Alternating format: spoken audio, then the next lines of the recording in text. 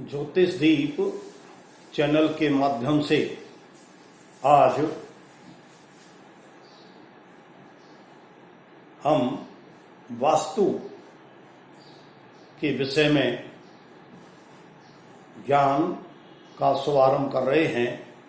अर्थात वास्तु के विषय में बहुत ही सूक्ष्म सरल ढंग से अध्ययन मनन करेंगे, जिसके द्वारा आप अपने आवास में या अपने संबंधियों के आवास या अन्य आपके परोपकारी सांसारिक प्राणियों के आवास में जानकारी करेंगे और उस जानकारी से स्वयं को लाभ और दूसरों को लाभ पहुंचाने का प्रयास किया जाएगा। आज संयोग से नवमी तिथि है, शनिवार है। नवमी तिथि रिक्ता तिथि कहलाती है और यदि इस दिन शनिवार पड़े, शनिवार आए, शनिवार की यदि नवमी तिथि आए तो उस के योग से अमृत योग बनता है और अमृत योग में कोई भी कार्य शुरू किया जाता है तो सदैव शुभ लाभकारी होता है तथा दूसरों को अधिक से अधिक लाभ सिद्ध होता है। इसी लाभ का आप फायदा उठाते हुए, लाभ को अर्जित करते हुए वास्तु से तात्पर्य है वस्तु, और वस्तु जहां स्थित है वहां उसका वास। जो वस्तु जहां पर स्थित है उसका वास वहां पर है और जिस स्थान पर वह स्थित है वहां का जो स्थान देवता है वो बड़ा प्रभावशाली होता है। वस्तु के विषय में अनेक वैज्ञानिकों ने, अनेक शास्त्रज्ञों ने, ऋषि मुनियों ने अनेक प्रकार के अपने अपने विचार व्यक्त किए हैं। न्यूटन के नियम के अनुसार जो वस्तु जिस स्थान पर स्थिर अवस्था में है वह स्थिर ही बनी रहेगी जब तक कि उस पर कोई बाह्य बल नहीं लगाया जाए। यदि कोई गतिशील अवस्था में वस्तु है तो वो गतिशील ही बनेगी जब तक कि उस पर कोई बाह्य बल नहीं लगाया जाए। इसलिए संसार में कुछ वस्तुएं या कुछ जीव चराचर हैं, कुछ जीव चराचर होते हुए भी स्थिर हैं। जैसे पेड़ पौधे जितने हैं वे चराचर जगत के जीव हैं, लेकिन जिस स्थान पर उनको स्थापित कर दिया जाता है उस स्थान पर वो स्थिर ही बने रहते हैं। इस प्रकार से जहां जिस स्थान पर जिस वस्तु का वास है वहां वह वस्तु शुभ और अशुभ फल देती है। अर्थात यदि वह वस्तु अपने उपयुक्त स्थान पर है तो वह शुभ फल देगी और यदि उपयुक्त स्थान पर नहीं है तो अशुभ फल देगी।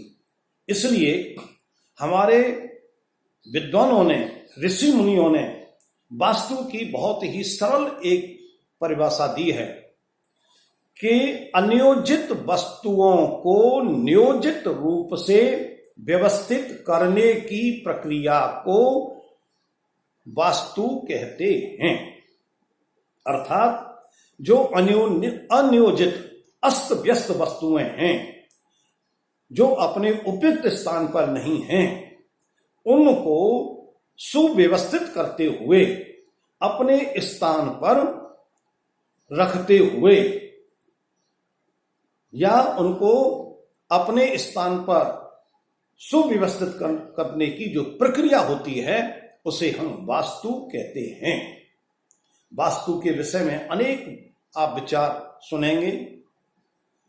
और अनेक प्रकार की धारणाएं सामने आएंगी, लेकिन वास्तु का उद्भव, वास्तु का जन्म, वास्तु की शुरुआत, वास्तु का श्री गणेश कहां से कैसे हुआ।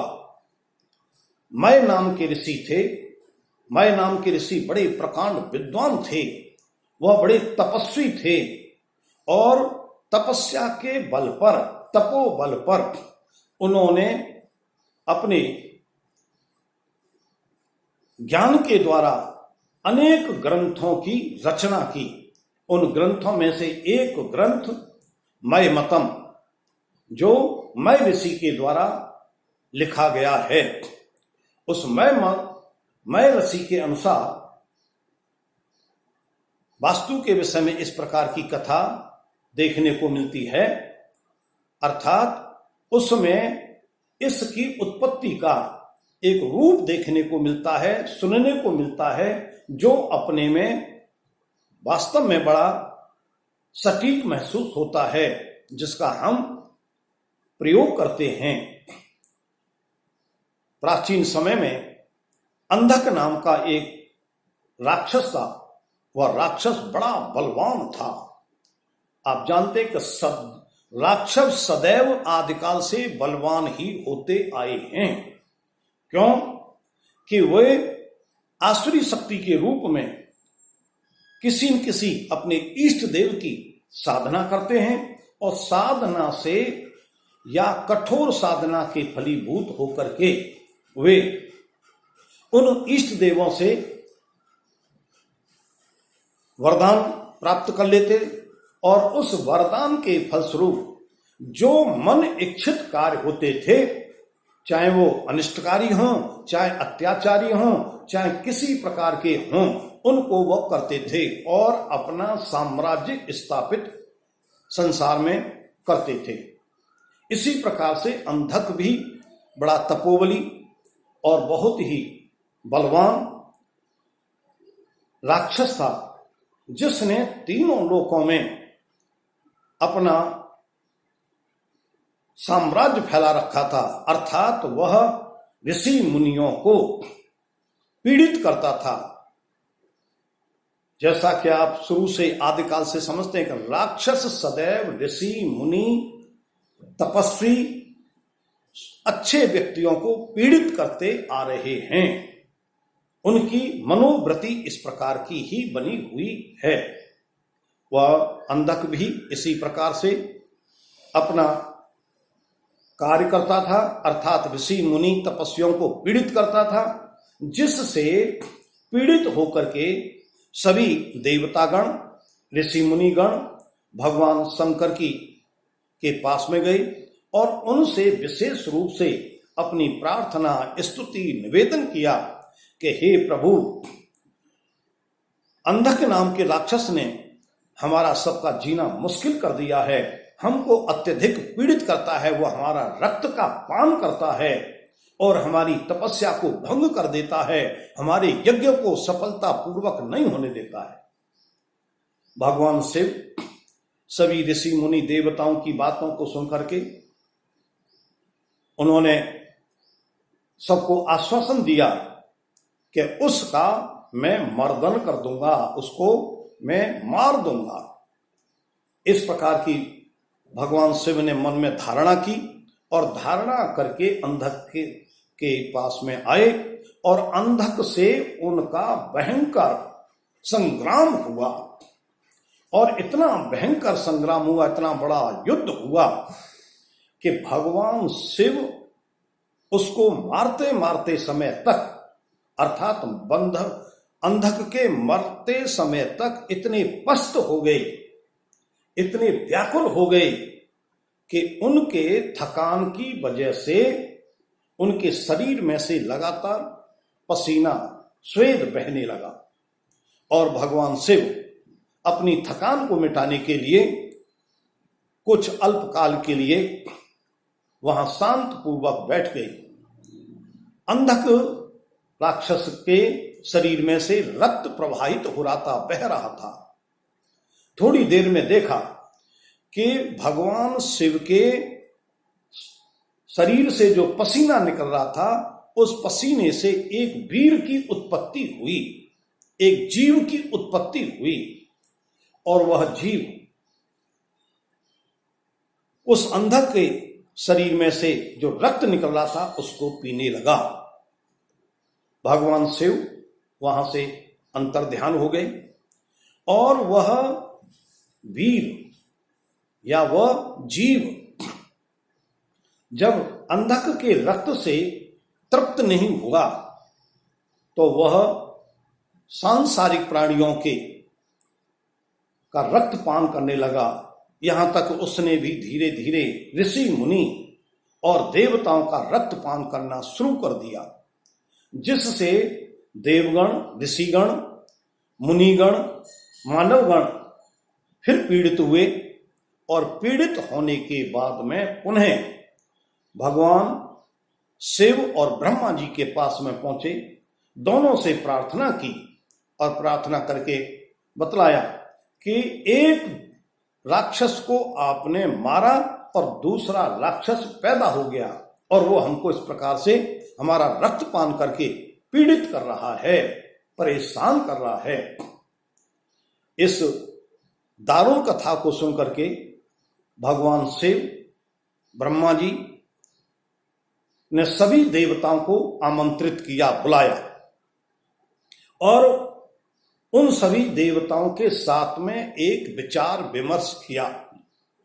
जैसा कि हमारे शास्त्रों में 18 पुराणों में, चारों वेदों में 33 करोड़ देवी देवता हैं जो आदिकाल से हैं और आज भी वो 33 करोड़ देवी देवता वायु रूप में रहते हैं। जब उनका आह्वान किया जाता है तो वो आह्वान के साथ में वहां उस स्थान पर आते हैं और उस स्थान पर आकर के वो साकार प्रकट हो जाते हैं। ब्रह्मा और शिव के आह्वान पर ये 33 करोड़ देवी देवता उपस्थित हुए। जिस समय जिस स्थान पर उनका आह्वान किया गया था, इस विषय में भगवान शिव ने विशेष रूप से विचार किया कि जब मैंने अंधक को मारा था तब वह स्थान उपयुक्त नहीं था, अर्थात स्थान का बल प्रधान नहीं था, जिसकी कमजोरी के कारण से उन्हें दूसरा राक्षस पैदा हो गया। इस बार उन्होंने ऐसे स्थान को चुना जिस पर ग्रेविटी, पॉजिटिव एनर्जी बहुत अत्यधिक थी। जैसा कि आप आज भी प्राय रूप से देखते हैं कि किसी स्थान पर आप जब जाते हैं तो स्थान पर पहुंचते ही वहां पॉजिटिव फीलिंग होती है और किसी स्थान पर नेगेटिव फीलिंग होती है और नेगेटिव फीलिंग के कारण से व्यक्ति वहां से उच्चाटन हो जाता है, पलायन कर जाता है। भगवान शिव ने पॉजिटिव एनर्जी के स्थान को चयन किया और उस स्थान का देवता भी बलवान, जहां पॉजिटिव एनर्जी होती है वहां का स्थान देवता भी बलवान होता है। इसलिए कहा जाता है कि स्थानम बलम प्रधानम, स्थान का बल बहुत प्रधान होता है। यदि उसके स्थान का बल का हम सदुपयोग करते हैं तो हमारे कार्य भी सदैव सफलकारी सिद्ध हो जाते हैं। इस भावना के साथ में भगवान शिव ने सभी 33 करोड़ देवताओं से अपना मंतव्य सुनाया कि आप सभी में से जो अपने पुरुषार्थ को रखते हैं, अर्थात जिन देवताओं का थर्ड हाउस प्रभावशाली है, आज भी जिस मनुष्य का थर्ड हाउस बड़ा प्रभावशाली होता है, बलशाली होता है, उसमें कोई ग्रह उच्च का होता है तो वो विल पावर उसकी बहुत अच्छी होती है और वो दुष्कर कार्यों को करने के लिए तत्पर हो जाता है।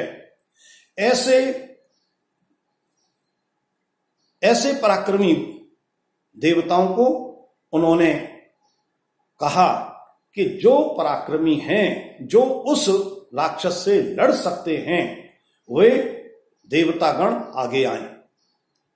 उन 33 करोड़ देवी देवताओं में से 45 देवता आगे आए और अपना पुरुषार्थ दिखाते हुए उन्होंने भगवान शिव को आश्वासन दिया कि हम उस राक्षस से आपके आदेशानुसार जिस विधि से कहेंगे उसी विधि अनुसार हम उससे युद्ध करेंगे, पकड़ेंगे, मारेंगे।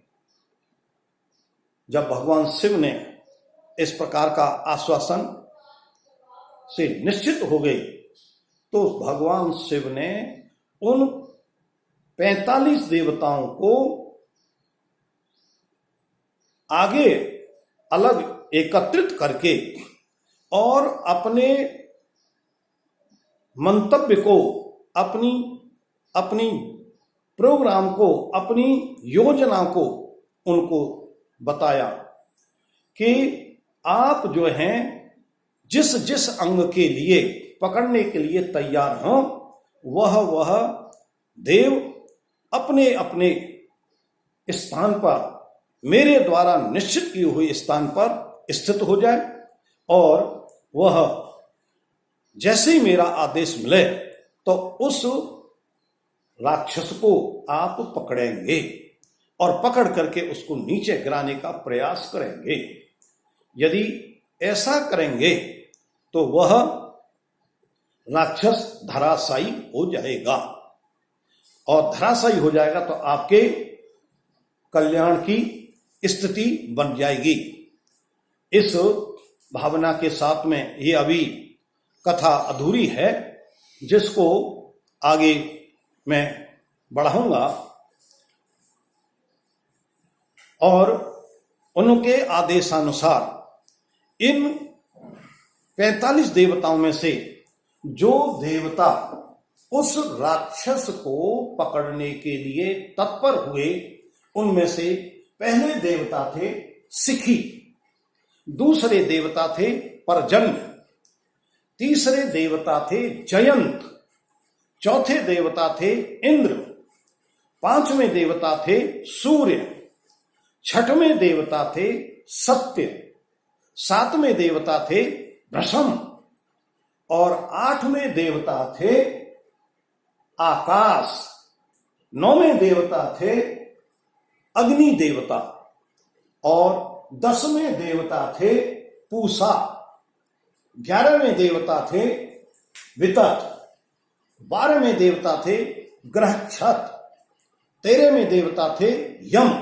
यमराज, 14वें देवता थे गंधर्व, 15वें देवता थे भृंगराज, 16वें देवता थे मृगी, 17वें देवता थे पितर और 18वें देवता थे द्वौवारिक, 19वें देवता थे सुग्रीव, 20वें देवता थे पुष्पदंत, 21वें देवता थे वरुण, 22वें देवता थे असुर और 23वें देवता थे सोस, 24वें देवता थे पाप, 25वें देवता थे रोग, 26वें देवता थे नाग, 27वें देवता थे मुख्य, 28वें देवता थे भल्लाट, 29वें देवता थे सोम, 30वें देवता थे सर्प, 31वें देवता थे अदिति और 32वें देवता थे दिति। इस प्रकार से ये 32 देवताओं ने उस राक्षस के बाहर के अंगों को पकड़ा और अंगों को पकड़ने के लिए तैयार हुए। इन 32 देवताओं के अलावा 13 देवता जिन्होंने उस राक्षस के अंदर के अंगों को पकड़ने के लिए तत्पर हुए, वो 13 देवता थे पहले आप, दूसरे देवता थे सविता, तीसरे देवता थे इंद्र जय, चौथे देवता थे इंद्र, पांचवें देवता थे मरीचि, छठवें देवता थे सावित्री, सातवें देवता थे विवस्वान, 8वें देवता थे विष्णु भगवान। 9वें देवता थे मित्र। 9वें देवता थे मित्र और 10वें देवता थे रुद्र। 11वें देवता थे पृथ्वीधर। 12वें देवता थे अपवस और 13वें देवता थे ब्रह्मा जी। इस प्रकार से 32 और 13 देवताओं ने मिल करके उस वास्तु पुरुष के अंगों को पकड़ने के लिए ये तत्पर हुए। ये 45 देवता जब तक जीवन में आप वास्तु का काम करेंगे तो इनको नित्य प्रति आप नमस्कार करेंगे, नित्य प्रति इनका स्मरण करेंगे, नित्य प्रति इनको याद करेंगे तो निश्चित रूप से ये 45 देवता आपका कल्याण करेंगे और कल्याण के साथ में संसार का कल्याण होगा। इसी भाव के साथ में आप ज्योतिष दीप चैनल को सब्सक्राइब करें और इस वीडियो को बड़े ध्यान से सुनते हुए शेयर करें, जो आपके जीवन पर्यंत काम और कल्याणकारी रहेगा। कल्याणम अस्तु।